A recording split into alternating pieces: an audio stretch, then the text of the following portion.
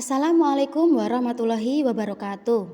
Di sini latihan kali ini adalah kita akan menghitung total gaji.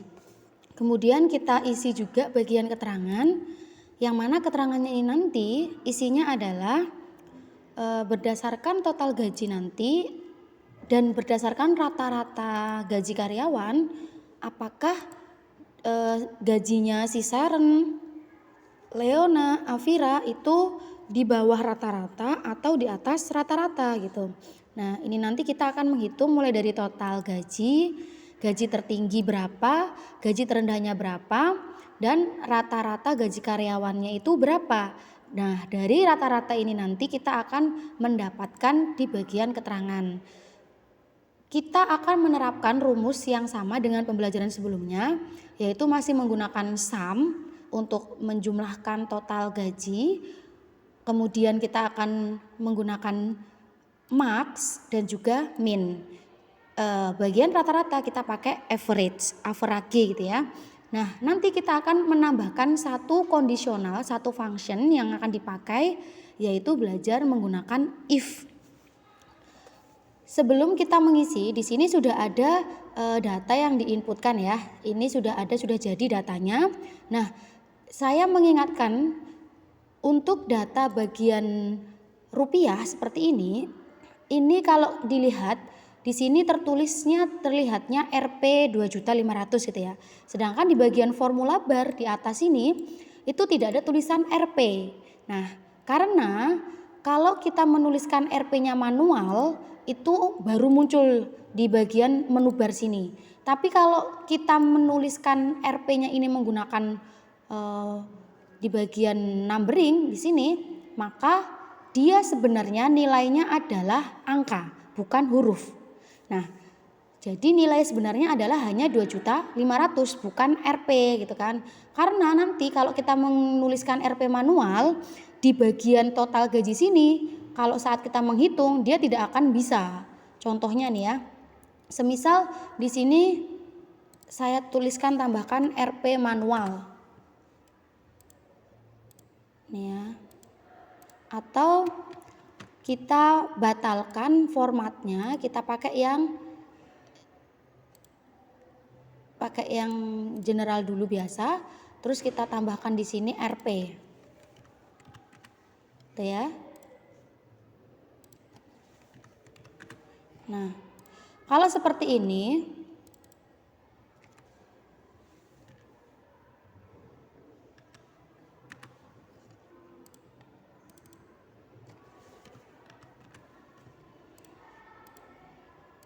kita bisa tahu kalau di bagian atas ini Rp-nya adalah manual gitu kan. Saat kita jumlahkan, di sini sudah ada karakter huruf, ini ditambahkan dengan ini, maka hasilnya akan value. Dia akan error ya. Karena apa? Di dalam sini selain angka 2.500.000 dia ada karakter huruf yaitu Rp.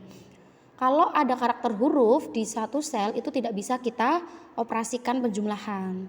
Maka dari itu kita menggunakan Rp-nya itu adalah awalnya kita ketikkan seperti ini dulu, manual seperti ini ya, tidak tanpa titik, karena kalau titik itu dianggap koma kalau kita tuliskan titiknya. Maka dari itu kita tuliskan langsung manual seperti ini.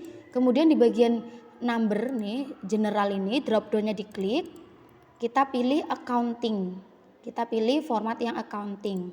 Nah, maka di sini angkanya sudah akan otomatis ada Rp-nya. Kalau kita klik salah satu sel, di sini ada tulisan Rp, tapi bagian formula bar dia tidak terlihat. Jadi ini hanya tampilan saja. Untuk nilainya itu tetap 2.200.000. Nah, untuk total di sini kita bisa pakai rumus sum. Ini ya, meskipun hanya 2, tapi kita menggunakan rumus sum tidak apa-apa untuk mempermudah.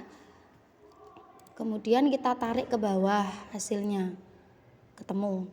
Nah, sekarang gaji tertinggi kita pakai rumus yang namanya max. Panah ke bawah, kita pilih tab biar otomatis muncul. Dari gaji semua ini, Total gajinya kan ini ya, gaji pokoknya ditambah bonusnya, berarti akhirnya total gajinya ini. Dari total ini semua, yang paling tinggi itu berapa? Ternyata 2.950.000. Terkecil gajinya berapa?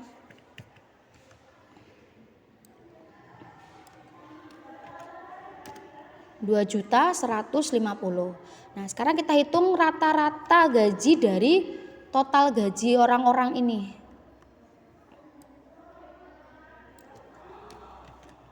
Enter.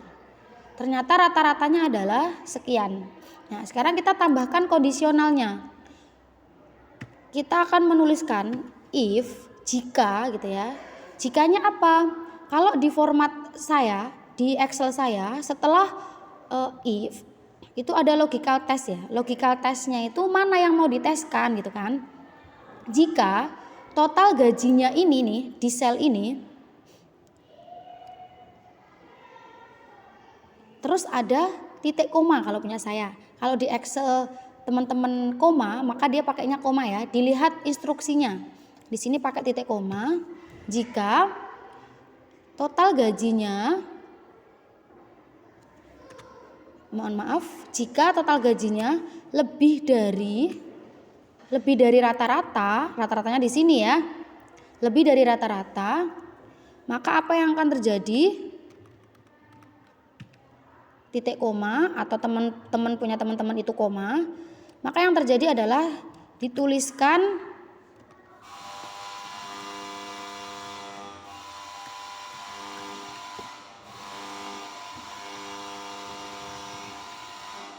di atas rata-rata. Kalau dia salah, maksudnya salah adalah dia tidak lebih dari rata-ratanya, maka akan ditulis